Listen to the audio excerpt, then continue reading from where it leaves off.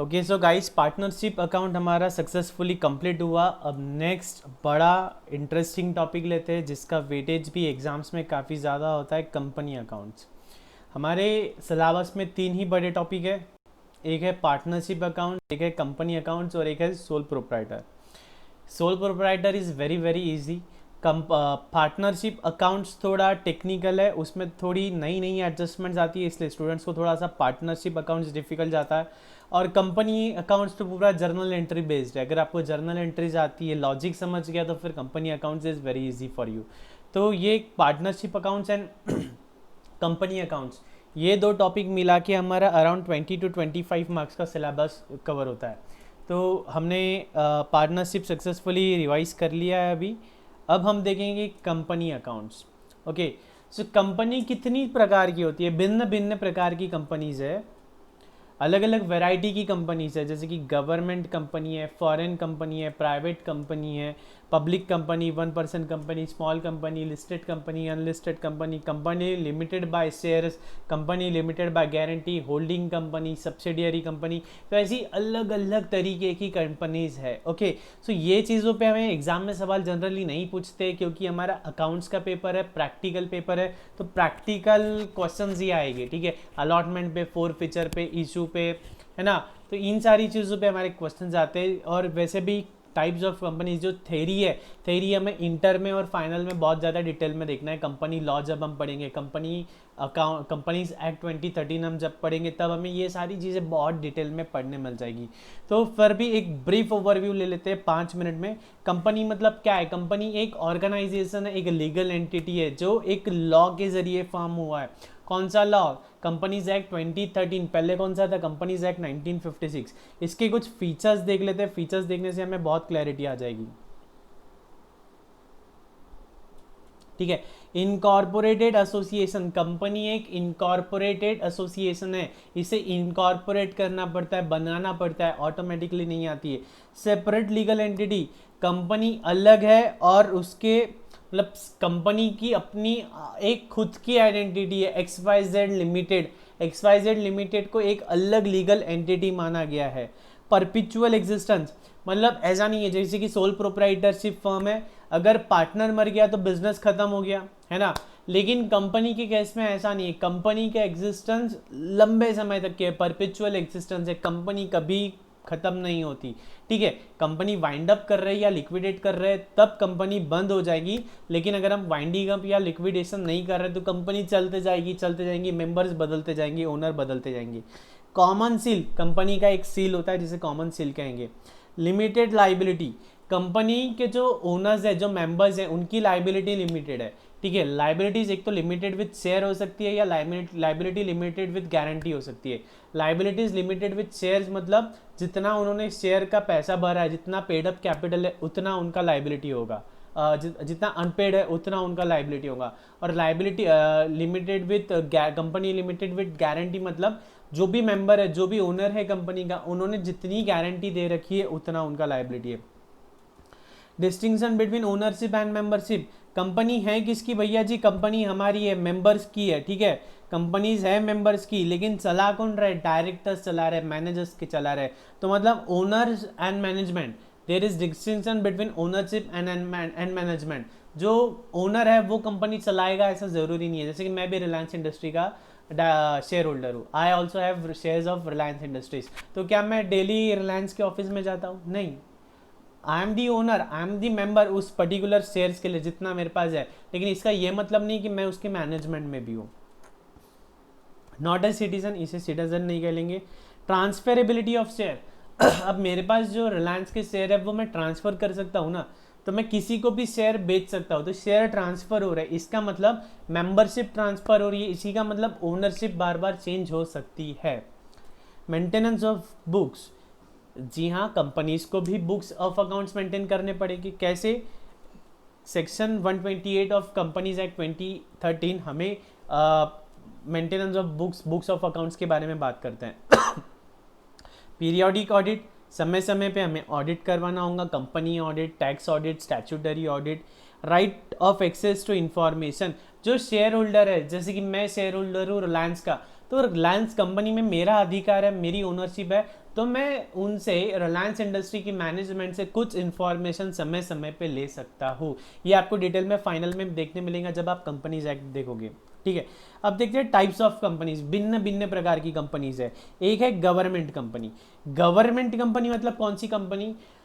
ऐसी कंपनी जिसमें 51 या उससे ज़्यादा परसेंट शेयर्स किसके पास है? एक तो सेंट्रल गवर्नमेंट के पास है, या स्टेट गवर्नमेंट के पास है, या दो से ज़्यादा स्टेट गवर्नमेंट के पास है, जैसे कि Madhya Pradesh and Maharashtra state government, या central government plus state government. In short central और स्टेट गवर्नमेंट की टोटल होल्डिंग मिला के अगर 51 या उससे ज़्यादा होती है तो ऐसी कंपनी को हम गवर्नमेंट कंपनी बोलेंगे, ओके।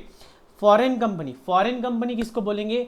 फॉरेन कंपनी ऐसी कंपनी है जो इनकॉर्पोरेटेड हुई है आउट ऑफ इंडिया, मतलब जिसका इनकॉर्पोरेशन हुआ है जिसका इनकॉर्पोरेशन इंडिया के बाहर हुआ है, लेकिन जिनका प्लेस ऑफ बिजनेस इंडिया के अंदर है। कंपनी बनी कहाँ है? हिंदुस्तान के बाहर बनी है, लेकिन बिजनेस कहाँ कर रही है? इंडिया में कर रही है। तो ऐसी कंपनीज को हम बोलेंगे foreign companies. Private companies, private companies मतलब ऐसी कंपनीज जिसमें नंबर ऑफ मेंबर्स रिस्ट्रिक्टेड है, ऐसी कंपनीज जो पब्लिक से पैसा डायरेक्टली नहीं ले सकती है, इन्हें कहते हैं हम प्राइवेट कंपनीज। एक होती है प्राइवेट कंपनीज, एक होती है पब्लिक कंपनीज, ठीक है। तो पब्लिक कंपनीज मतलब कौन सी कंपनी? जिसमें नंबर ऑफ मेंबर्स की कोई लिमिट नहीं है और वो पब्लिक एट लार्ज से पैसा रेज कर सकती है। जैसे कि आज मैजडॉक का IPO आया तो वो क्या हो गई? पब्लिक कंपनी हो गई। UTI AMC का IPO आया, वो क्या हो गया? पब्लिक लिमिटेड कंपनी होगी, वो पब्लिक से पैसा रेज कर रही है। नेक्स्ट है 1% कंपनी, नया कंसेप्ट है 1% कंपनी, मतलब ऐसी कंपनी जिसमें सिर्फ एक ही मेंबर है, केवल एक ही मेंबर है, ऐसी कंपनी इसको हम बोलेंगे 1% company. Small company, small company मतलब क्या होता है? कंपनी, स्मॉल कंपनी कुछ टर्नओवर की लिमिट्स दे रखी है, कुछ लिमिट्स दे रखी है, उस लिमिट्स के अंदर अगर हमारा है तो हम रहेंगे स्मॉल कंपनीज। क्या दे रखी है? ऐसी कंपनी जिनका paid up share capital 50 lakh rupees से कम है, ऐसी कंपनीज जिनका पेड अप कैपिटल 50 लाख से कम है, या जिनका टर्नओवर 2 करोड़ से कम है, जिनका टर्नओवर 2 करोड़ से कम है, उन कंपनीज को हम बोलेंगे small companies, okay. Listed companies, listed companies मतलब जो किसी स्टॉक एक्सचेंज में लिस्टेड है, जैसे कि कोई NSE में है, BSE में, कोई सेंसेक्स निफ्टी में, कहीं पे भी अगर लिस्टेड है, NSE BSE में अगर कोई कंपनी लिस्टेड है तो उन्हें कहेंगे हम लिस्टेड कंपनी। और ऐसी कंपनी जो कहीं लिस्टेड नहीं है उसे हम कहेंगे अनलिस्टेड कंपनी। अनलिमिटेड कंपनी मतलब क्या? अनलिमिटेड कंपनी मतलब ऐसी कंपनी जिसके मेंबर्स मतलब जिसके ओनर्स की लाइबिलिटी अनलिमिटेड है, उसे हम कहेंगे अनलिमिटेड कंपनी। जनरली ऐसी होती नहीं है। Company limited with shares, company limited with shares मतलब ऐसी कंपनी जिसमें जो मेंबर्स है, जो ओनर्स है, उनकी लाइबिलिटी सिर्फ paid up unpaid share capital तक की रहेगी, उन्हें हम कहेंगे company limited with shares. Company limited by guarantee, ऐसी कंपनीज जहाँ पे मेंबर्स गारंटी देते हैं कुछ पर्टिकुलर अमाउंट तक की, तो उनकी लाइबिलिटी उतनी जितनी उन्होंने गारंटी दी है उतनी उनकी लाइबिलिटी होगी, तो ऐसी कंपनीज को हम बोलेंगे company limited by guarantee. Holding company, पहले सब्सिडरी कंपनी देख लेते हैं। सब्सिडरी कंपनी मतलब ऐसी कंपनी है जिसमें मोर देन 50% स्टेक किसी और कंपनी ने होल्ड किया है या किसी और पर्सन ने होल्ड किया है, या ऐसी कंपनी जिसके बोर्ड ऑफ डायरेक्टर्स का कंपोजिशन कोई और कंट्रोल कर सकता है। मतलब अगर किसी और कंपनी के पास पावर है कि हमारे कंपनी के बोर्ड में किससे अपॉइंट करना है, किससे रिमूव करना है, अगर ये पावर्स और किसी के पास है तो वो क्या हो जाएगा? वो कंपनी हो जाएंगी होल्डिंग कंपनी और हमारी कंपनी हो जाएंगी सब्सिडरी कंपनी, ठीक है। तो ये कुछ टाइप्स ऑफ कंपनीज थे। बाद में maintenance of books of accounts, section 128 of companies act बताता है कि हमें books of accounts properly maintain करना है डबल एंट्री अकाउंटिंग सिस्टम के जरिए। बाद में फिनेंशियल स्टेटमेंट, सेक्शन 129 बात करता है फिनेंशियल स्टेटमेंट्स की हमें क्या क्या बनाना है। हमें बैलेंस शीट बनाना है, प्रॉफिट एंड लॉस बनाना है, कैश फ्लो बनाना है, statement of changes in equity if applicable, जैसे कि शेयर होल्डर्स बदल रहे हैं तो वो बनाना है, और अगर कोई नोट्स हमें देनी है, एक्सप्लेनेटरी नोट्स वगैरह देनी है तो वो भी हमें इसमें ही लिखना है, तो वो भी क्या होगा? हमारा फाइनेंशियल स्टेटमेंट्स का पार्ट होगा, ठीक है। बाद में ये सारी जनरल सी बातें हैं। ये कंपनीज की बैलेंस शीट का फॉर्मेट है। ये हम लिखते हैं equities and liabilities, share holders fund, उसमें आता है share capital, reserve surplus, money received. बाद में application money, pending allotment, non current liabilities, सारी नॉन करंट लाइबिलिटीज़ आती है, फिर उसके नीचे करंट लाइबिलिटीज़ आती है, टोटल आ जाता है। ये आ गया हमारा एप्लीकेशन ऑफ फंड था, सॉरी ये था हमारा इक्विटीज़ एंड लाइबिलिटीज़। अब आएगा असेट्स, जिसे हम कहते हैं एप्लीकेशन ऑफ फंड। असेट दो तरह की, एक नॉन करंट असेट है, एक करंट असेट है। नॉन करंट असेट में प्रॉपर्टी प्लांट इक्विपमेंट, टेंजिबल है, इनटेंजिबल है, WIP, ये सारे नॉन करंट असेट। फिर आती है करंट असेट और टैली, ठीक है। हमने जनरली अभी तक सिलेबस में टी बैलेंस शीट देखी, लाइबिलिटीज़ और असेट, लेकिन जब आप इंटर फाइनल में जाओगे आपको ये फॉर्मेट की बैलेंस शीट भी बनाने को पड़ेगी, ठीक है। बाद में शेयर कैपिटल में क्या क्या आता है, ये सारी थेरोटिकल बातें दे रखी है, ये आपको एक बार रीड कर लेनी है।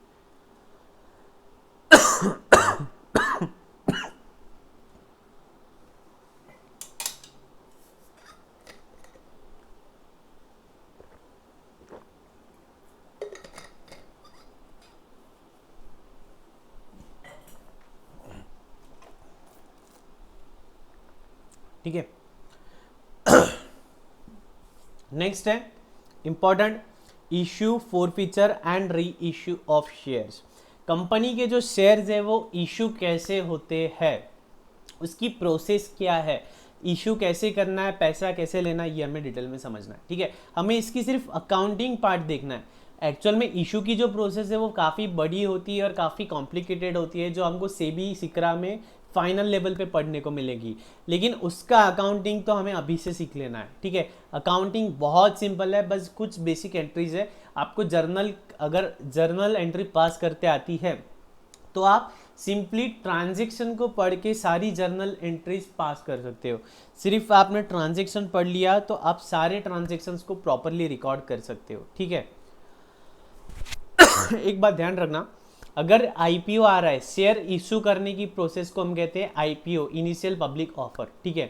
तो जैसे कि मान लो फुल सब्सक्रिप्शन हो रहा है, हमने जितने इशू किए थे, जैसे कि हमने 1 लाख शेयर इशू किए हैं, 1 लाख शेयर पूरे सब्सक्राइब हो गए तो हम क्या करेंगे, अलॉटमेंट कर देंगे, ठीक है। या फिर अगर अंडर सब्सक्रिप्शन हो रहा है तो फिर दो बातें होती है। मान लो अगर 1 लाख शेयर हमने इशू किए थे और सिर्फ 80,000 अप्लीकेशन आई, ठीक है, तो ये क्या हो जाएगा, रिजेक्ट हो जाएगा, और जिन्होंने भी एप्लीकेशन किया था उन्हें पैसा हम लौटा देंगे, ठीक है। लेकिन मान लो 90% से ज़्यादा सब्सक्रिप्शन आ गया, अगर मिनिमम सब्सक्रिप्शन कितना लगता है, 90%। अगर 90% से कम सब्सक्रिप्शन आता है तो हम एप्लीकेशन मनी रिटर्न कर देंगे, लेकिन 90% से ज़्यादा सब्सक्रिप्शन हमें मिल जाता है तो हम क्या करेंगे, अलॉटमेंट कर देंगे, ठीक है। ठीक उसी तरह हमने इशू किए थे 1 लाख, लेकिन सब्सक्राइब हो गए 1,20,000, तो ऐसे में क्या करेंगे, हम प्रो राटा बेसिस पे अलॉटमेंट करेंगे, मतलब 20,000 अप्लीकेशन रिजेक्ट हो जाएंगी और 1 लाख लोगों को हम अलॉटमेंट कर देंगे, ठीक है। अलॉटमेंट करने के बाद में टप्पे टप्पे में इंस्टॉलमेंट्स में हम पैसा बुलाएंगे, कॉल बोलते हैं उसे, ठीक है। ये अभी डिटेल में समझेंगे। देखो, जैसे कि सोल प्रोप्राइटरशिप है तो उसकी ओनरशिप कौन है, प्रोप्राइटर है। पार्टनरशिप के कौन है, पार्टनर्स है। तो उसी तरह कंपनी के कौन है, शेयर होल्डर्स है। यहाँ क्या होता है, कैपिटल होता है, यहाँ पे पार्टनर्स कैपिटल होता है, लेकिन कंपनी के केस में शेयर कैपिटल होता है। यहाँ पे प्रोप्राइटरशिप में लाइबिलिटी कैसी है, अनलिमिटेड है। पार्टनरशिप में लाइबिलिटी कैसी है, अनलिमिटेड है। लेकिन कंपनी के केस में शेयर की प्राइस जितनी ही हमारी लाइबिलिटी होती है, ठीक है। शेयर कैपिटल मतलब क्या, हमारी कंपनी में हजारों शेयर होल्डर्स है, तो हजारों शेयर होल्डर्स ने उनके शेयर जितने जितने जिसके पास शेयर्स है उतने उतने पैसे कंपनी में लगाए हैं, तो उन सारे पैसों को जोड़ लो तो हमारे कंपनी का कैपिटल बनता है। क्योंकि कैपिटल शेयर होल्डर्स का है, एक एक शेयर बांटा हुआ है, तो इसलिए हम क्या कहते हैं, इसे शेयर कैपिटल कहते हैं, इसलिए हम इसे शेयर कैपिटल कहेंगे, ओके। अब शेयर कैपिटल्स में अलग अलग है। Authorise share capital, authorise share capital मतलब जब भी हम कंपनी फॉर्म करते हैं हमें बताना पड़ता है कि हमारा ऑथराइज शेयर कैपिटल कितना होगा, मतलब हम कितना शेयर कैपिटल इशू करना चाहते हैं। तो हमने मान लो 1 करोड़ का ऑथराइज शेयर कैपिटल रजिस्टर करते टाइम पे अलाउड करा लिया, तो हमारा ऑथराइज शेयर कैपिटल हो गया 1 करोड़, मतलब हम लाइफ टाइम में 1 करोड़ रुपया पब्लिक से ले सकते हैं, ठीक है। अब जरूरी नहीं कि पूरा 1 करोड़ हम इश्यू कर दे, हमने सिर्फ 80 लाख इशू किया है, 80 लाख रुपए के शेयर इशू किए, तो इशूड कैपिटल मतलब क्या हो जाएगा, 80 लाख। तो बचा हुआ जो है 20 लाख, ये क्या हो जाएगा, अनइशूड शेयर कैपिटल। हमने ऑथराइज करा है 1 लाख, 1 करोड़, लेकिन हमने सिर्फ इशू कितना किया है, सिर्फ 80 लाख के शेयर हमने इशू किया है। और फिर इसका मतलब अभी अनइशूड कितने हैं, 20 लाख के शेयर्स अभी भी अनइशूड है ना, क्या 20 लाख के शेयर्स अभी भी हमारे अनइशूड है। बाद में सब्सक्राइब्ड शेयर कैपिटल, हमने जितने इशू किए, हमने 80 लाख के शेयर इशू किए, तो ये 80 लाख में से कितनी हमें अप्लीकेशंस आई, कितने लोगों ने सब्सक्राइब किया।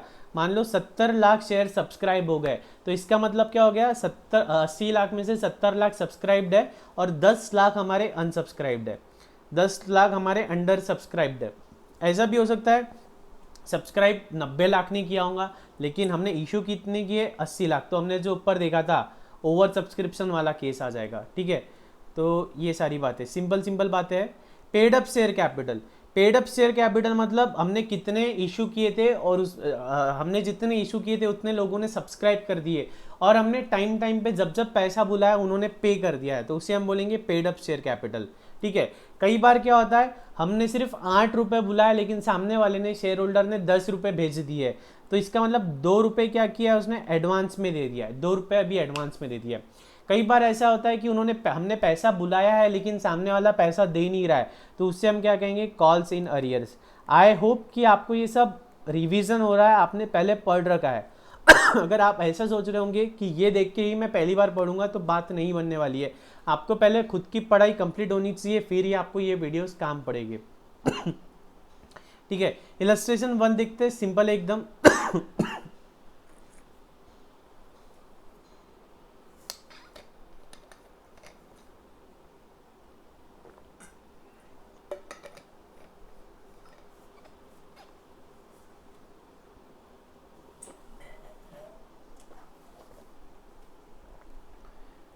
Company had an authorise capital of 10 lakh का कैपिटल था, 1 लाख के शेयर्स थे। ठीक है, 10 रुपए का एक शेयर था।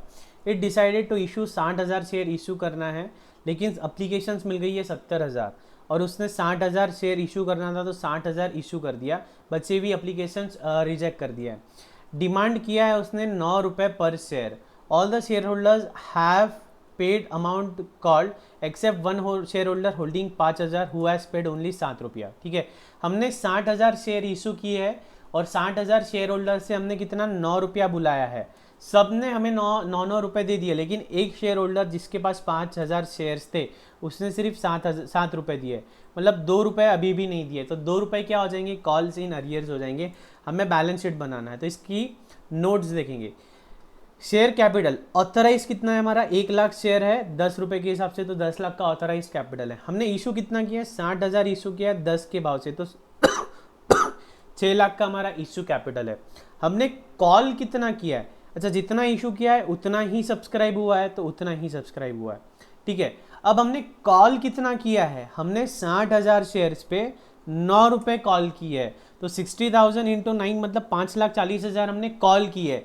लेकिन एक शेयर होल्डर जिसके पास 5,000 रुपये थे उसने हमें 2 रुपये नहीं दिया, उसने कितने दिया है, सिर्फ 7 दिया है। 9 चाहिए थे, 7 दिया है, मतलब 2 अभी तक नहीं दिया, तो ये क्या है, कॉल्स इन अरियर्स है। तो ये 10,000 अभी तक मिले नहीं, तो हमारे पास शेयर कैपिटल कितना आएगा, 5,30,000। 5,30,000 का कैपिटल आ गया और करंट एसेट में 5,30,000 आ गया, बैलेंस शीट टैली होगी। ठीक है, सिंपल जा रहा है, यस। अब देखेंगे types of share. There are basically 2 types of share, equity share and preference shares. Okay, एक इक्विटी शेयर होते हैं और एक प्रेफरेंस शेयर्स होते हैं। तो पहले देखते हैं प्रेफरेंस शेयर्स मतलब क्या है।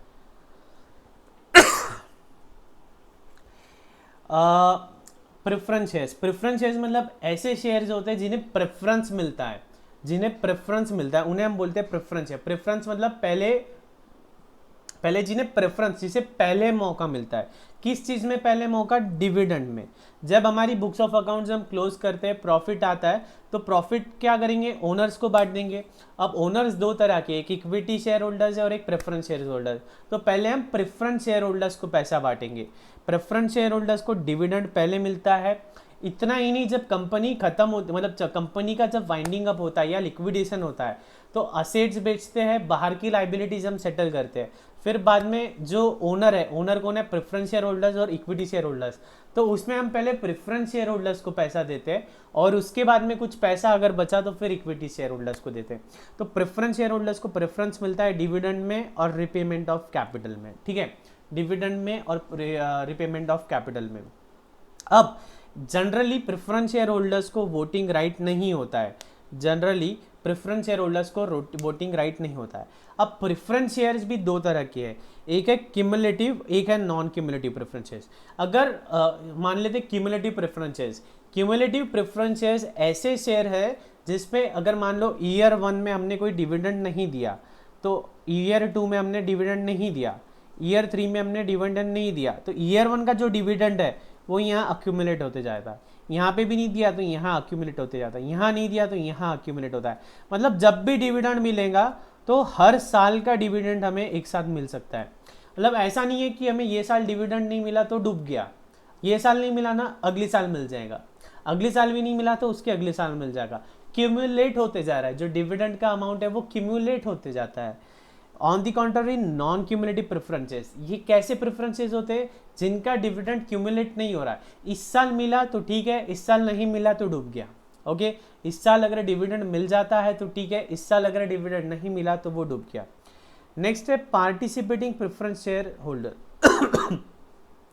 पार्टिसिपेटिंग प्रेफरेंस शेयर्स, ये मतलब क्या होता है कि जनरली हमने देखा प्रेफरेंस शेयर होल्डर्स को क्या मिलता है, फिक्स्ड डिविडेंड मिलता है, ठीक है।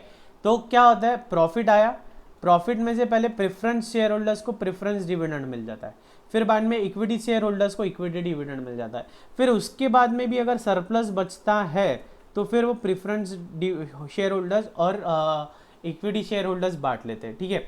इसी के विपरीत नॉन पार्टिसिपेटिंग, जिन्हें जितना डिविडेंड मिलना है उतना मिल गया, बाद में कुछ पार्टिसिपेशन नहीं होगा।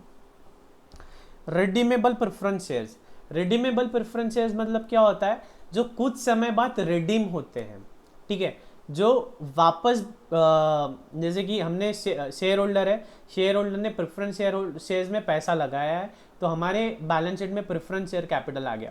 मान लो 5 साल बाद हम ये कैपिटल वापस लौटा देते हैं और शेयर कैंसिल कर देते हैं, इसे बोलते हैं रिडीम करना, ख़त्म करना। और कुछ होते हैं इररिडीमेबल, ठीक है, जो ख़त्म नहीं करते आता है, लेकिन कंपनीज एक्ट के अकॉर्डिंगली 20 साल, मतलब 20 साल में तो हमें रिडीम करना ही पड़ता है। कुछ होते हैं convertible preference shares. Convertible preference shares मतलब जो इक्विटी शेयर्स में कन्वर्ट हो सकते हैं या जो डिबेंचर्स में कन्वर्ट हो सकते हैं, एक पर्टिकुलर 2 साल 3 साल 5 साल बाद या कुछ इवेंट ट्रिगर होने के बाद में जो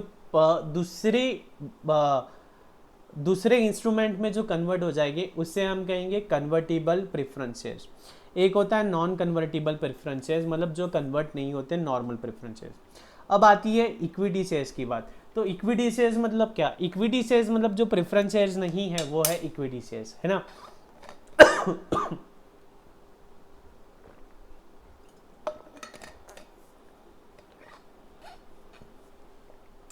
प्रेफरेंस शेयर्स मतलब क्या है, प्रेफरेंस शेयर्स मतलब ऐसे शेयर्स है जो इक्विटी शेयर्स मतलब ऐसे शेयर्स जो प्रेफरेंस नहीं है, इक्विटी शेयर्स मतलब ऐसे शेयर्स जो प्रेफरेंस शेयर्स नहीं है। ओके, इक्विटी शेयर कैसे इशू कर सकते हैं, एक तो हम कैश में इशू कर सकते हैं या for consideration other than cash हम काइंड्स में भी इशू कर सकते हैं। ये हम स्वेट शेयर्स वगैरह जब देखेंगे हम आगे इंटर फाइनल में, तब हमको ये समझ में आएगा। ओके, अब एग्जाम पॉइंट ऑफ व्यू से इंपॉर्टेंट कंसेप्ट स्टार्ट होता है हमारा, issue of shares for cash. Cash में शेयर का इशू कैसे करना है। ठीक है, देखो शेयर इशू करते हैं हम, पहले शेयर का आईपीओ लाते हैं, ठीक है। तो पहले हम, सामने वाला व्यक्ति पहले अप्लाई करता है तो उसको हम बोलते हैं अप्लीकेशन, ठीक है। सामने वाला व्यक्ति पहले अप्लाई करता है तो उससे हम कहते हैं अप्लीकेशन, ठीक है। फिर एक बार अप्लीकेशन हो गया तो उसके बाद हम क्या करते हैं, शेयर्स अलॉट करते हैं, तो सेकेंड स्टेज है अलॉटमेंट। फिर थर्ड स्टेज है, जैसे कि हम 10 रुपये का शेयर है तो हम अप्लीकेशन पे 2 रुपये बुला ले रहे हैं, फिर बाद में हमने अलॉटमेंट पे 3 रुपये बुला लिया, ठीक है। बाद में हम क्या करते हैं, कॉल करते हैं, फर्स्ट कॉल, सेकंड कॉल, ऐसे कॉल करते हैं। कॉल पे हम 2 रुपये 3 रुपये ऐसे ऐसे बुलाते हैं। और जो आखिरी कॉल होता है उससे हम कहते हैं फाइनल कॉल। तो फाइनल कॉल पे जितना भी पैसा बचा है उतना पूरा हम बुला लेते हैं, ठीक है। तो शेयर की इशू प्रोसीजर क्या है, हम शेयर लिस्ट करते हैं, लोग अप्लीकेशन देते हैं, अप्लीकेशन के साथ में अप्लीकेशन का कुछ पैसा देते हैं। फिर जो सक्सेसफुल अप्लीकेंट है जिन्हें शेयर मिल जाते हैं तो हम उसे शेयर अलॉट करते हैं। अलॉटमेंट के टाइम पे हम उनसे कुछ और पैसा बुला देते हैं। फिर आगे जब जब हमें पैसा लगता है तब तब हम उनसे टुकड़े टुकड़े में पैसा बुलाते हैं, ठीक है। ये हो गई भैया जी पुरानी कंसेप्ट। आज की डेट में ऐसा नहीं होता है। आज की डेट में क्या होता है, जितने रुपए का शेयर है उतना पूरा पैसा हम आज ही बुला लेते हैं। जितने का शेयर है, 10 का शेयर है तो पूरा 10 रुपया हम आज ही बुला लेते हैं। और ऐसा भी नहीं 10 का शेयर है तो 10 में बिकेगा, ऐसा भी नहीं। 10 का शेयर है हम 500 रुपये भी बुला सकते हैं। मतलब हमारी शेयर की वैल्यू ही उतनी है। जैसे कि आज मैजडॉक कंपनी का शेयर आ रहा है, उसका कीमत कितना है, 1200-1300 रुपये, है ना। यूटीआई का शेयर आ रहा है, उसका कीमत कितना है, 530 रुपया, है ना। कैम्स का शेयर आया, उसका कीमत कितना था, कल ही लिस्ट हुआ, उसका कीमत कितना था, 1230 में लोगों को मिला और ओपन हुआ वो 1400 रुपये में, ठीक है। तो ये अलग अलग बात है। मिनिमम सब्सक्रिप्शन हमने देख लिया कि 90% तो भी सब्सक्राइब होना चाहिए। हमने जितने शेयर इशू किए हैं उसका एटलीस्ट 90% तो भी हमें अप्लीकेशंस आनी चाहिए। अगर 90% अप्लीकेशंस नहीं आती है तो हमें 15 डेज में पैसा लौटा देना पड़ेगा और वो इशू कैंसिल हो जाएगा, ठीक है। देखो इशू का प्रोसीजर क्या है, पहला इंस्टॉलमेंट, ऐसे अलग अलग इंस्टॉलमेंट बना रहे। पहला इंस्टॉलमेंट क्या होता है, अप्लीकेशन मनी। सेकंड क्या होता है, अलॉटमेंट मनी। फिर उसके बाद में कॉल मनी, जैसे जैसे बुलाना है, कोई first call, second call, third call, या कोई सीधा पूरा पैसा एक ही कॉल में बुला लेता है। वो क्वेश्चन में जैसा दिया होता है वैसा हमें करना होता है।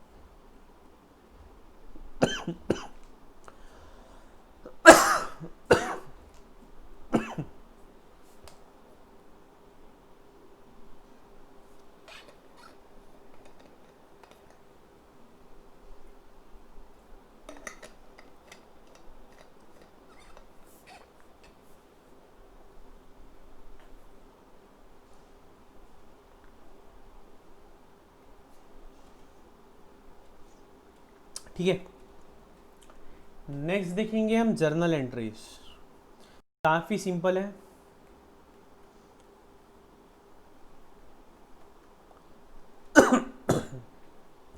On receipt of application money, हमें पैसा मिल रहा है। पैसा मिल रहा है तो क्या करते हैं, हम बैंक अकाउंट को डेबिट करते हैं। Bank account debit to share application account, ठीक है। जितना पैसा मिला उतना। अब हम अलॉट कर रहे हैं तो अलॉटमेंट के टाइम पे क्या करते हैं, हमारा कैपिटल खड़ा हो रहा है तो क्या करते हैं, जो अप्लीकेशन का मनी है ये क्या करते हैं, हम कैपिटल में डाल देते हैं। Share application account debit to share capital, plus allotment के टाइम पे हम कुछ पैसा बुलाएंगे तो share allotment account debit to share capital, ठीक है। अप्लीकेशन पे जितना पैसा मिला वो हम ट्रांसफ़र कर देंगे यहाँ पे, प्लस अलॉटमेंट पे जितना पैसा मिलना चाहिए वो भी हम क्या करेंगे, शेयर कैपिटल में ट्रांसफ़र कर देंगे। अब ये पैसा मिल गया हमको और ये पैसा मिलने का है तो ये पैसा बुला लेते हैं। तो ये पैसा आ गया तो फिर क्या करेंगे, bank account debit to share allotment account. तो अलॉटमेंट अकाउंट ख़त्म हो गया, अप्लीकेशन अकाउंट ख़त्म हो गया, ठीक है। शेयर कैपिटल रेडी है हमारे पास, ओके। अब हम टाइम टू टाइम कॉल कर रहे हैं, हम 3 रुपये बुला रहे हैं तो हम क्या करेंगे, share call account debit to capital account को हम क्रेडिट कर देंगे। फिर हमें जब पैसा मिल रहा है तो क्या करेंगे, बैंक अकाउंट डेबिट टू ये जो कॉल अकाउंट था वो कॉल अकाउंट। बहुत सिंपल एंट्रीज है। एप्लीकेशन की एंट्री क्या है, पैसा आ रहा है तो bank account debit to share application account, ठीक है।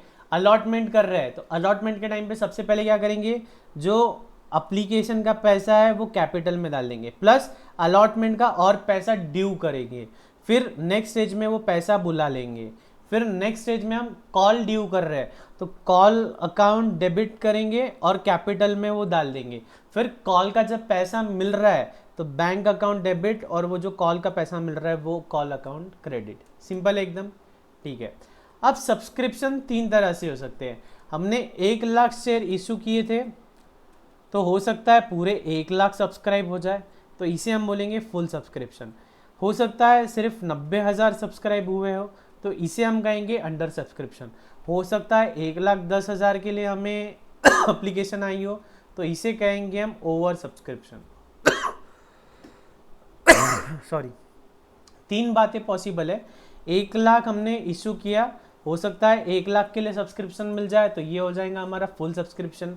हो सकता है 90,000 के लिए मिले, तो ये हो गया अंडर सब्सक्रिप्शन।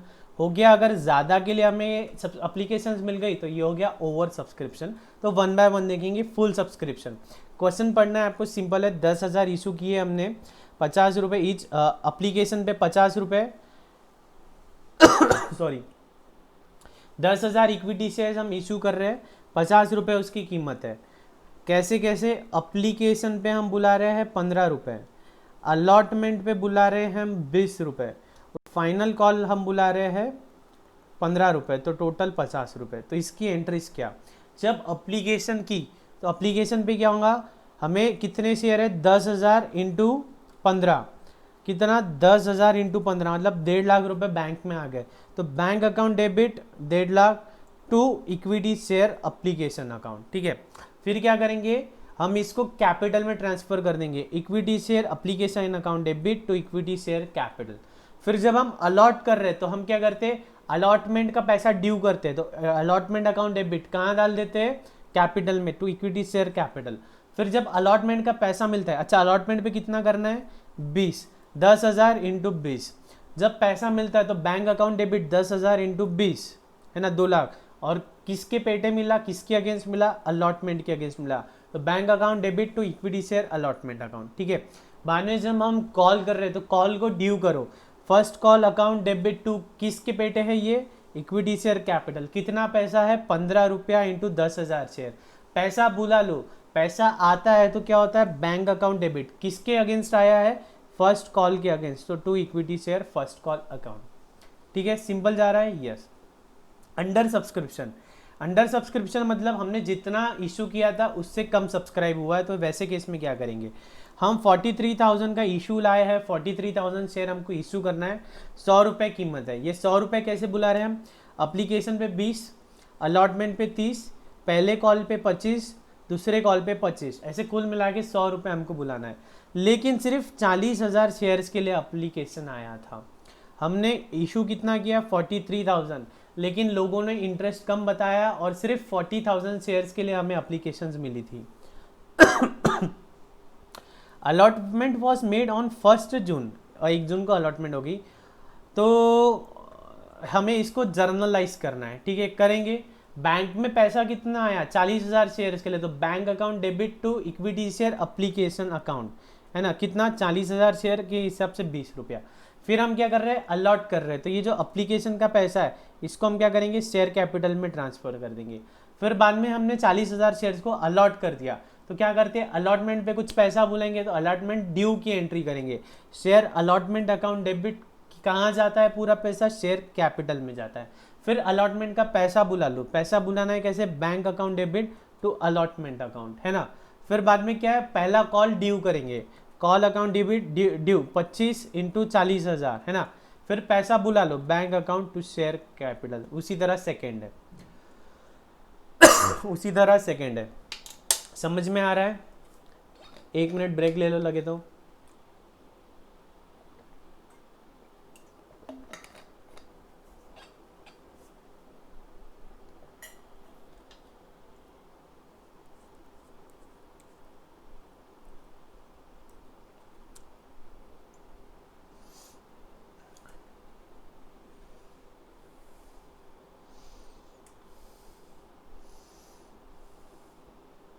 ठीक है, नेक्स्ट सिचुएशन हो सकती है ओवर सब्सक्रिप्शन की, ये इंपॉर्टेंट। ओवर सब्सक्रिप्शन मतलब हमने जितने एप्लीकेशन बुलवाए थे, जितने शेयर हमने इशू किए थे, उससे ज़्यादा की हमें अगर एप्लीकेशन आ जाती हैं, तो उसे हम कहेंगे ओवर सब्सक्रिप्शन। ठीक है, तो ऐसे केस में क्या करना पड़ेगा, जो ज़्यादा पैसा आया है, जो ज़्यादा एप्लीकेशन आई है, वो पैसा हमें रिफंड करना पड़ेगा। जितने लोगों ने ज़्यादा एप्लीकेशंस भर दिए, वो उन लोगों को हम पैसा लौटा देंगे। तो उसे कैसे अकाउंट फॉर करना है, रिफंड कैसे देना है वो देखेंगे। जब हम एप्लीकेशन का पैसा रिफंड कर रहे हैं तो क्या होगा, जब पैसा आया था तो हमने क्या एंट्री की थी, bank account debit to share application, है ना, ये एंट्री की थी। अब हमें कुछ लोगों को पैसा लौटाना है तो ये एंट्री को रिवर्स कर दो, application account debit to bank account, है ना, सिंपल सी बात है। ये एक मेथड हो गया।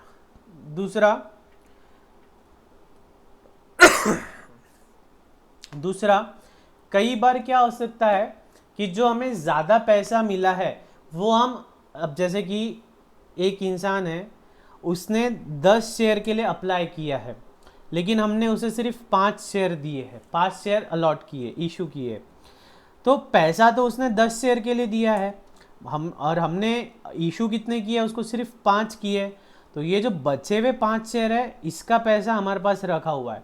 तो हम इसमें 2 बातें कर सकते हैं, ये तो एक तो उसको रिफ़ंड दे देंगे, ठीक है, रिफ़ंड देना है तो क्या ये एंट्री से हम उसको रिफ़ंड दे देंगे। दूसरा क्या हो सकता है कि ये जो 5 शेयर है इसका भी हम आगे और पैसा बुलवाएंगे ना, अलॉटमेंट पे हमको और पैसा लगेगा, कॉल पे हमें पैसा लगेगा, तो फिर ये जो एक्सेस जो 5 शेयर थे, ये जो डिफरेंस वाले जो 5 शेयर थे उनका पैसा रिफंड न करते हुए आगे जो पैसा हम बुलाने वाले हैं उससे हम एडजस्ट कर लेते हैं। आगे यार अभी इसको वापस करेंगे और फिर बाद में अलॉटमेंट पे फिर से पैसा बुलाएंगे, इसमें कोई सेंस है क्या? नहीं। तो इसको हम रिफंड ना करते हुए आगे जब जब हमें पैसा लगेगा उससे ही हम सेटल कर लेंगे।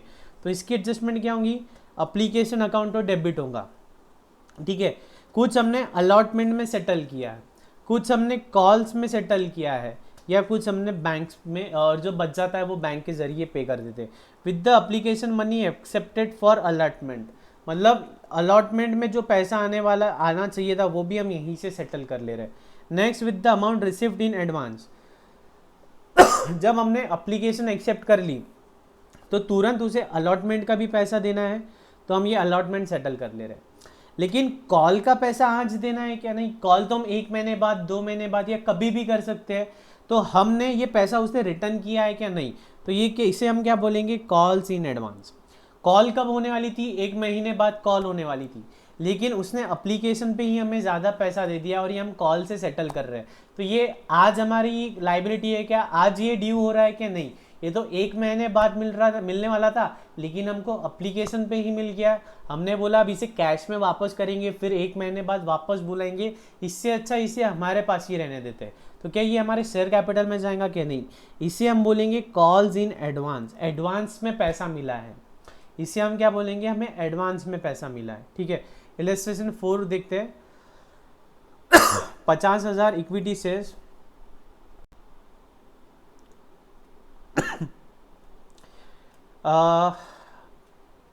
50,000 अप्लाई हमने इशू किया है, 50 रुपये की कीमत है, एप्लीकेशन पे 20 रुपये, अलॉटमेंट पे 10 और फाइनल कॉल पे 20।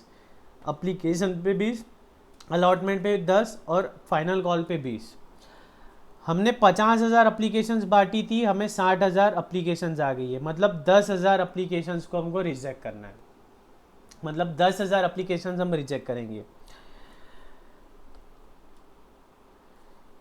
Show journal entries if company refunded the application money to reject the applications and allotment money was received for 45,000 shares, ठीक है। अलॉटमेंट का पैसा 45,000 पे मिला है। तो देखो पहली एंट्री क्या, एप्लीकेशंस आई, तो bank account debit to share applications, कितनी एप्लीकेशंस आई? 60,000। 60,000 पे 20 रुपया हमको मिल गया, इतना हमने वो कर दिया। अब एक्चुअल में मिलना कितना चाहिए था हमको? सिर्फ 50,000 इंटू 20, तो कैपिटल में हम डालेंगे 50,000 इंटू 20, ठीक है। और इसको तो हमको रिवर्स करना ही है, तो ये हम रिवर्स किए। तो जो एक्सेस 20,000 आया है, जो ज़्यादा की 10,000 पे पैसा आया है, वो क्या कर रहे हैं, हम रिफंड कर रहे हैं, उसे बैंक के ज़रिए हम क्या कर रहे हैं, रिफंड कर दे रहे हैं, उसे लौटा दे रहे हैं, ठीक है। बाद में अलॉटमेंट, अलॉटमेंट पे कितना पैसा मिलना चाहिए? अलॉटमेंट पे 50,000 इंटू 10, 50,000 इंटू 10 हमें मिलना चाहिए। तो equity share allotment account debit to equity share capital, ये ड्यू की एंट्री होगी। अब पैसा बोला लो, तो बैंक अकाउंट डेबिट कितना पैसा बुलाना है हमको, 5 लाख। तो इक्विटी शेयर अलॉटमेंट, यही एंट्री यहाँ आ गई। पहले यहाँ ड्यू किया हमने और यहाँ पे क्या किया, रिसीव किया। तो पैसा बुलाना है हमको 5 लाख, लेकिन पैसा आया कितना है, सिर्फ 45,000 शेयर्स पे आया है। तो 45,000 इंटू 10, तो बैंक में सिर्फ इतना पैसा आया। तो बचे हुए जो 5,000 शेयर्स है इनसे हमने पैसा बुलाया है, लेकिन इन्होंने अभी तक हमें पैसा दिया नहीं है। तो इसे क्या बोलेंगे हम, कॉल्स इन अरियर्स। क्या कहते हैं, कॉल्स इन अरियर्स। ये पैसा मिलने का है। शेयर कैपिटल को हम यहीं पे क्रेडिट कर दिए हैं। शेयर कैपिटल को पूरे 5 लाख से क्रेडिट कर दिए है, उसमें से 4.5 लाख मिल गए हैं और 50,000 मिलने के हैं। जो 50,000 मिलने के हैं उसे हम बोलते हैं कॉल्स इन अरियर्स। जो 50,000 अभी तक मिले नहीं है उसे हम कहते हैं कॉल्स इन अरियर्स। ठीक है। नेक्स्ट इंपॉर्टेंट कंसेप्ट है शेयर इशूड एट डिस्काउंट। मतलब क्या होता है कि 100 रुपए का शेयर है, 3 बातें हैं। 100 रुपए का शेयर है, हम 100 रुपए का शेयर अगर 100 रुपए पे इशू कर रहे हैं तो इसे हम बोलते हैं इशू एट पार। जितने का था उतने पे इशू किया। नेक्स्ट बात है 100 रुपए का शेयर है, हमने 95 पे शेयर इशू किया, 95 पे हमने इशू किया। ठीक है, शेयर हमने इशू किया 95 पे, तो इसे क्या कहेंगे, इशूड एट डिस्काउंट। डिस्काउंट पे हमने इशू किया। थर्ड सिचुएशन क्या है, 100 रुपए का शेयर था, हमने 110 पे इशू किया, तो इसे क्या कहेंगे, इशूड एट प्रीमियम। ठीक है, यहाँ डिस्काउंट कितना है, 5 रुपए का डिस्काउंट है। यहाँ प्रीमियम कितना ले लिया हमने, 10 रुपए का प्रीमियम ले लिया। ठीक है, सिंपल सी बात है। कंपनीज एक्ट डिस्काउंट पे इशू करने से मना करता है। ठीक है, कंपनीज एक्ट डिस्काउंट पे इशू करने से मना करता है। अब देखेंगे इशूड एट प्रीमियम। अब प्रीमियम पे इशू कर रहे हैं तो ये जो 10 रुपए ज्यादा मिल रही है हमारे शेयर कैपिटल है क्या, शेयर कैपिटल में तो सिर्फ इतना ही पैसा जाना चाहिए 100। ऊपर का जो 10 रुपया मिल रहा है उसे हम क्या बोलते हैं, सिक्योरिटीज प्रीमियम। उसे हम सिक्योरिटीज प्रीमियम में डाल देते हैं। सिक्योरिटीज प्रीमियम क्या है, ये एक तरह का रिजर्व है। ज़्यादा ये कैपिटल साइड में ही शो होता है, लाइबिलिटी साइड में ही शो होता है, कैपिटल के अंदर ही दिखता है शेयर होल्डर्स फंड में, लेकिन शेयर कैपिटल के अंदर नहीं होता है। एक अलग हेड बनाते हैं हम सिक्योरिटीज प्रीमियम अकाउंट का। ये जो भी प्रीमियम हमें मिलता है ये प्रीमियम हम सिक्योरिटीज प्रीमियम अकाउंट में ट्रांसफर कर देते हैं। ठीक है,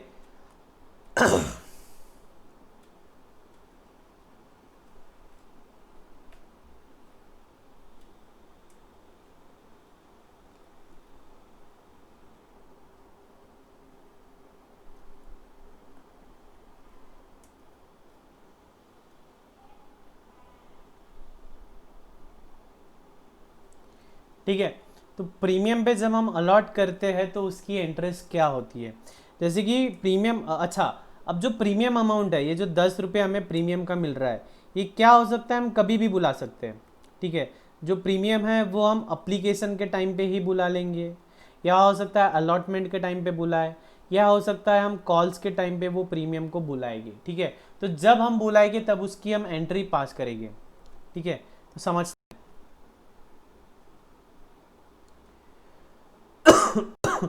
पहला है प्रीमियम का जो अमाउंट था वो हमने अप्लीकेशन के दौरान ही बुला लिया है। तो पहली एंट्री क्या होगी, bank account debit to share application. फिर हम क्या करते हैं, शेयर एप्लीकेशन का पैसा हम कैपिटल में ट्रांसफर करते हैं।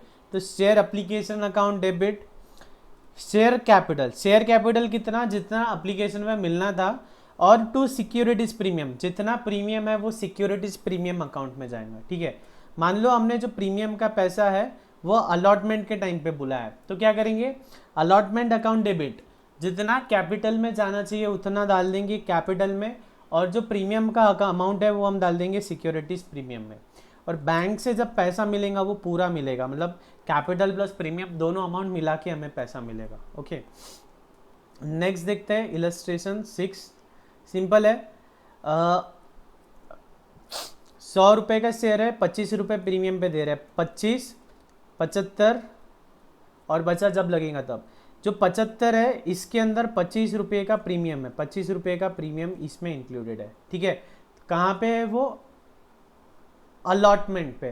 तो इसकी एंट्री क्या होगी, पहली एप्लीकेशन की नॉर्मल एंट्री होगी, एप्लीकेशन को कैपिटल में डाल देंगे। फिर अलॉटमेंट के टाइम पे क्या होगा, 2.5 लाख शेयर 75 के भाव से हमने अलॉट किए। इसमें प्रीमियम कितना है, 25 रुपये तो प्रीमियम है, तो 2.5 लाख इंटू 25, 2,50,000 इंटू 25 कितना आ रहा है, 6250, वो कहाँ चला जाएगा, सिक्योरिटीज प्रीमियम में। और 2,50,000 इंटू 50 वो कहाँ जाएगा, शेयर कैपिटल में जाएगा। ठीक है, सिंपल है। पैसा पूरा बुला लेंगे, bank account debit to equity share allotment account. So premium पे इशू कर रहे हैं, उसमें कोई ज़्यादा दिक्कत की बात नहीं है। नेक्स्ट, ये थोड़ा कॉम्प्लिकेटेड है, इंपॉर्टेंट है।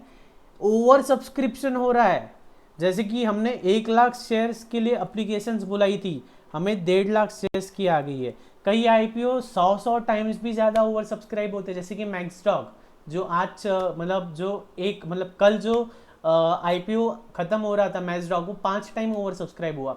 अभी लास्ट मंथ में आया था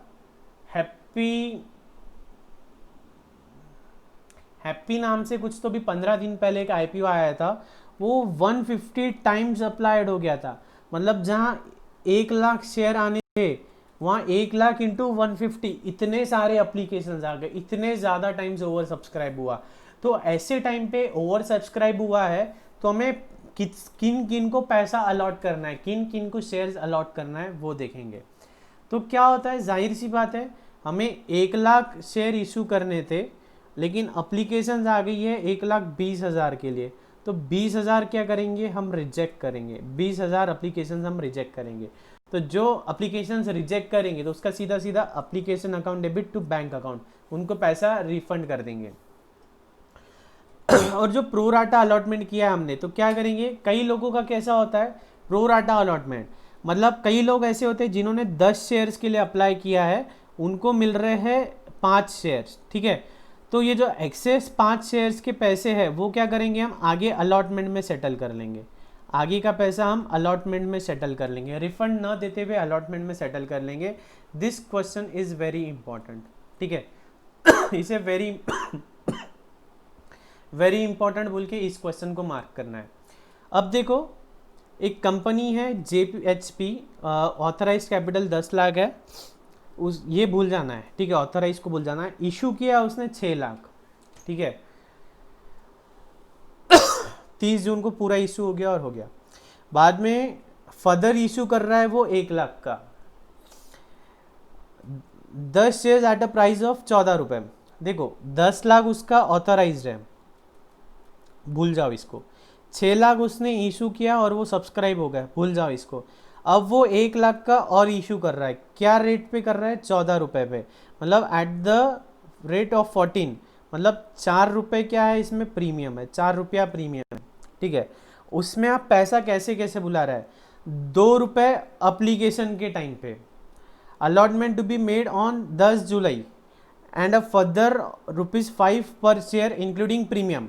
ठीक है, तो अप्लीकेशन पे कितना अप्लीकेशन पे 2 रुपये, अलॉटमेंट पे कितना, अलॉटमेंट पे 5 रुपये, 5 में कैसा 4 रुपये प्रीमियम और 1 रुपया अलॉटमेंट का, 4 रुपया प्रीमियम कहाँ बुला लिया उसने, अलॉटमेंट पे। और उसके आगे फाइनल कॉल, जो फाइनल कॉल है, फाइनल कॉल बैलेंस अमाउंट के लिए 5 और 2 7, बैलेंस बचता है 7 रुपये। 14 रुपये पे इशू करना था, 2 और वो 7 बुला लिया। ठीक है, अब अप्लीकेशंस कैसे कैसे आई, अलॉट कितने करने थे हमको, कितना इशू लाया हमने, 1 लाख शेयर बेचना था हमको, हमें सब्सक्रिप्शन मिल गई है 3,55,000। अब 3,55,000 मिल गई है, तो कैसे कैसे, देखो जिन्होंने 5,000 शेयर्स के लिए एप्लीकेशन दिया था, उनको पूरा 5,000 अलॉट कर दिया है। जिन लोगों ने 30,000 शेयर्स के लिए एप्लीकेशन किया था, उनको 1 share for every 2 shares applied. ठीक है, जिसने 2 शेयर के लिए एप्लीकेशन दिया था उसको 1 शेयर मिलेगा, तो जिसने 30,000 के लिए अप्लाई किया था उसको 15,000 शेयर मिलेंगे। ठीक है, उसको 15,000 शेयर मिलेंगे। और जो बचे हुए 3,20,000 अप्लीकेशंस थे, उनको जिसने 4 शेयर के लिए अप्लाई किया था उसको 1 शेयर मिलेगा, जिसने 4 शेयर के लिए किया था उसको 1 शेयर मिलेगा। मतलब यहाँ पे 80,000 शेयर अप्लाई किए, तो कुल कि हमने 1 लाख शेयर कुछ इस तरह से अप्लाई दे दिए। हमको एप्लीकेशंस आई थी 3,55,000 और हमने 1 लाख शेयर अलॉट किए। ठीक है, जिसका जिसका पैसा ड्यू था मतलब जिन्होंने ज़्यादा एप्लीकेशन का पैसा दिया तो वो हमने रिफंड नहीं किया, वो आगे हम सेटल करते चले गए, उसे हम आगे सेटल करते चले गए। तो ये जर्नल एंट्रीज काफ़ी सिंपल है, आपको जाएंगी। मैं आपको वर्किंग नोट बताता हूँ। हमारे पास 3 कैटेगरीज हो गई है। एक ऐसे लोग थे जिन्होंने 5000 शेयर इशू किए, अप्लाई किए। तो जिन्होंने 5000 शेयर्स के लिए एप्लीकेशन दिया है उनको हमने पूरा 5000 अलॉट कर दिया। तो हमें 5000 के लिए पैसे कितने आने थे, 5000 इंटू 2, एप्लीकेशन पे कितना पैसा है 2, तो 5000 इंटू 2 तो कितने आ गए, 10,000 पैसे आने थे। ठीक है,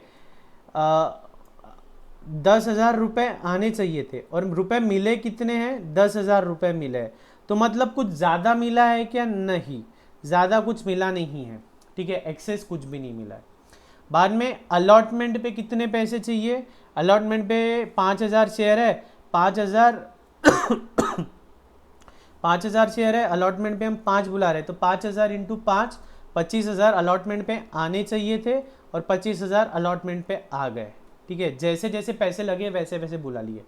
नेक्स्ट कैटेगरी है 30,000 शेयर्स वाले, जिन्होंने 30,000 अप्लाई किए थे, उनको 2 की जगह 1 मिला, मतलब उनको 15,000 मिले, उनको 15,000 शेयर्स अलॉट हुए।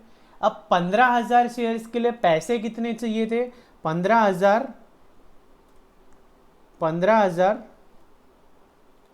इंटू 2, तो 15,000 इंटू 2 मतलब 30,000 रुपये हमें आने चाहिए थे, लेकिन हमें आए कितने हैं, 30,000 इंटू 2 मतलब हमें 60,000 रुपये आ गए हैं।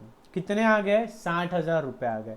तो मतलब ज़्यादा कितना आया है, 30,000 रुपये हमारे पास ज़्यादा आए हैं। ठीक है, ये जो 30,000 ज़्यादा आए हैं इसको हम क्या करेंगे, इसको हम अलॉटमेंट से एडजस्ट करेंगे। अब अलॉटमेंट पे कितने पैसे चाहिए हमको, 30,000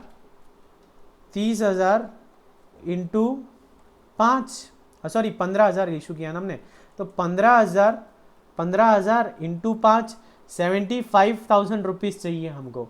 इनका ज़्यादा पैसा हमारे पास कितना रखा हुआ है, 30,000 रुपया हमारे पास पड़ा हुआ है।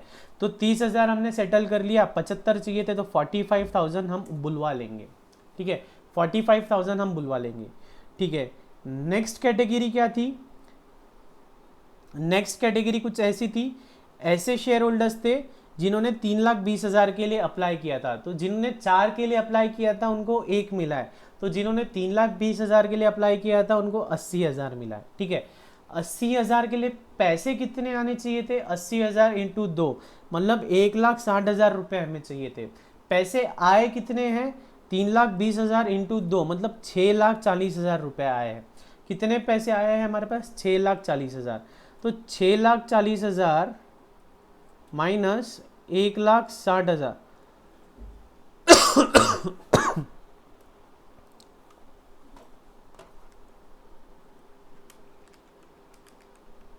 मतलब 4,80,000 हमारे पास ज़्यादा आया है, 4,80,000 का हमारे पास अमाउंट ज़्यादा आया हुआ है। तो हम क्या इसे लौटा देंगे क्या, नहीं, पहले हम इसे अलॉटमेंट से सेटल करेंगे। अलॉटमेंट 80,000 शेयर्स है, तो 80,000 इंटू 5 मतलब 4 लाख रुपए हमें अलॉटमेंट पे चाहिए थे, और हमारे पास ज़्यादा इनके रखे हुए कितने हैं, 4,80,000 ऑलरेडी एक्सेस है। तो हम क्या करेंगे, 4 लाख रुपए अलॉटमेंट पे सेटल कर लेंगे। ठीक है, अब 4 लाख रुपए अलॉटमेंट पे हमने सेटल किया, उसके बाद भी हमारे पास कितना, 80,000 रुपये एक्सेस बचा है। अब ये जो 80,000 एक्सेस बचा हुआ है, ये 80,000 क्या कर देंगे, हम रिफंड कर देंगे, लौटा देंगे। 80,000 हम रिफंड कर देंगे, लौटा देंगे। ठीक है, सिंपल क्वेश्चन है ये, वर्किंग नोट आपको समझ गई तो आपको समझ जाएगा। बाद में ये जर्नल एंट्रीज आपको देखनी है, जम जाएंगी, ज़्यादा डिफिकल्ट नहीं है, सिंपल जर्नल एंट्रीज है एकदम। ओके, जम रहा है, यस। अब देखते हैं calls in arrears and call in advance, calls in arrears and calls in advance. तो क्या होता है कि मान लो कई बार क्या होता है कि हमने पैसा बुलाया है, लेकिन वो पैसा अभी तक सामने वाले ने हमें दिया नहीं है, पैसा ड्यू हो गया है लेकिन सामने वाले ने अभी तक दिया नहीं है, तो उसे हम क्या कहेंगे, कॉल्स इन अरियर्स कहेंगे, उसे हम कहेंगे कॉल्स इन अरियर्स। ठीक है, पैसा आने का है। मान लो पैसा ज़्यादा बेच दिया है उसने, जैसे कि यहाँ पे इतना पैसा ज़्यादा आ गया था, तो ये क्या था हमारे लिए, कॉल्स इन एडवांस था, ये हमारे लिए कॉल्स इन एडवांस था।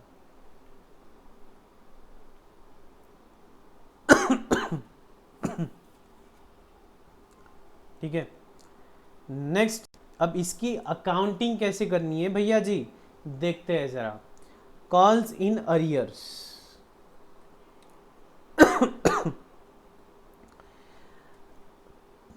For recording calls in arrears the following journal entry is recorded.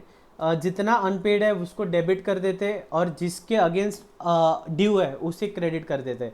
जैसे कि जितना ड्यू है, अलॉटमेंट ड्यू है, कॉल ड्यू है, जितना आ गया उतना डेबिट, और जितना बचा है, जितना आने का है, उसे कॉल्स इन अरियर्स बोल के हम डेबिट करते हैं।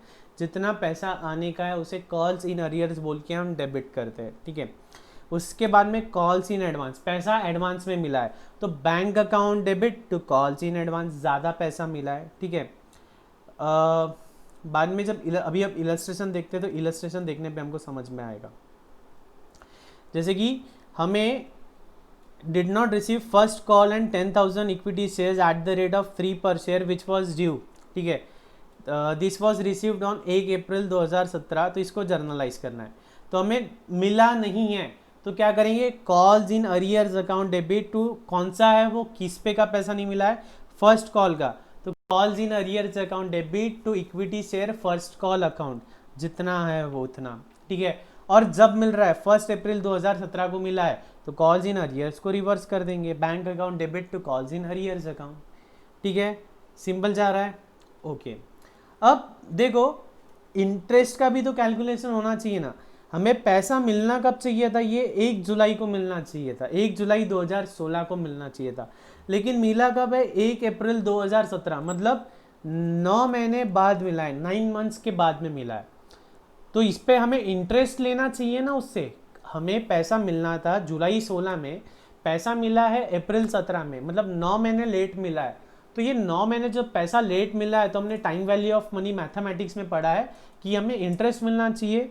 तो कॉल्स इन अरियर्स है अगर, तो हम शेयर होल्डर से इंटरेस्ट मांग सकते हैं, हम शेयर होल्डर से इंटरेस्ट मांग सकते हैं at the rate of 10%, at the rate of 10%।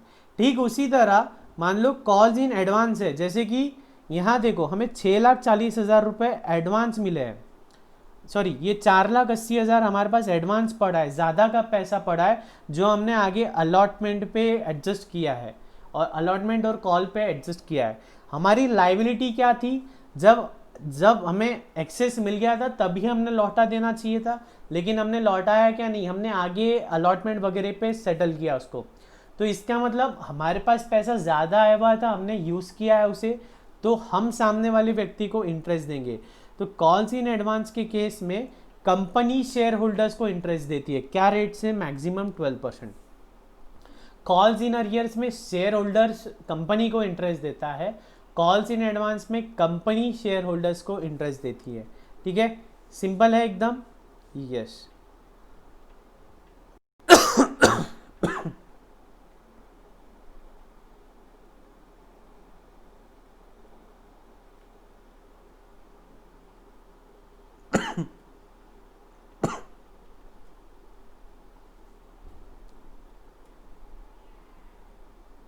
ठीक है, अब मान लो हमें कॉल्स इन अरियर्स के केस में शेयर होल्डर से इंटरेस्ट लेना है। इंटरेस्ट हमारे लिए क्या, इनकम है, तो interest on calls in arrears account credit, income है तो क्रेडिट। ठीक है, किससे लेना है, शेयर होल्डर से लेना है तो share holders account debit, simple है। और जब इंटरेस्ट मिल जाएगा तो bank account debit to share holders account credit, simple है। ठीक उसी तरह एडवांस के केस में, एडवांस पे इंटरेस्ट देना है, इंटरेस्ट देना है मतलब हमारा क्या है, एक्सपेंस है, डेबिट ऑल एक्सपेंसेस, तो interest on calls in advance account debit. किसको देना है, शेयर होल्डर्स को देना है, शेयर होल्डर्स अकाउंट क्रेडिट। जब हमने दे दिया, किसको दिया, debit the receiver, share holders को डेबिट, क्या दिया, रोकड़ा दिया, तो बैंक अकाउंट क्रेडिट, तो टू बैंक अकाउंट क्रेडिट। जैसे कि यहाँ पे देखो इस केस में हमें इंटरेस्ट का वर्किंग दिखाया हुआ है। ठीक है, इस इलस्ट्रेशन में इंटरेस्ट का वर्किंग दिखाया हुआ है। ओके, अब इसके बाद स्टार्ट करते हैं हम 4 feature of shares. Important concept है एकदम।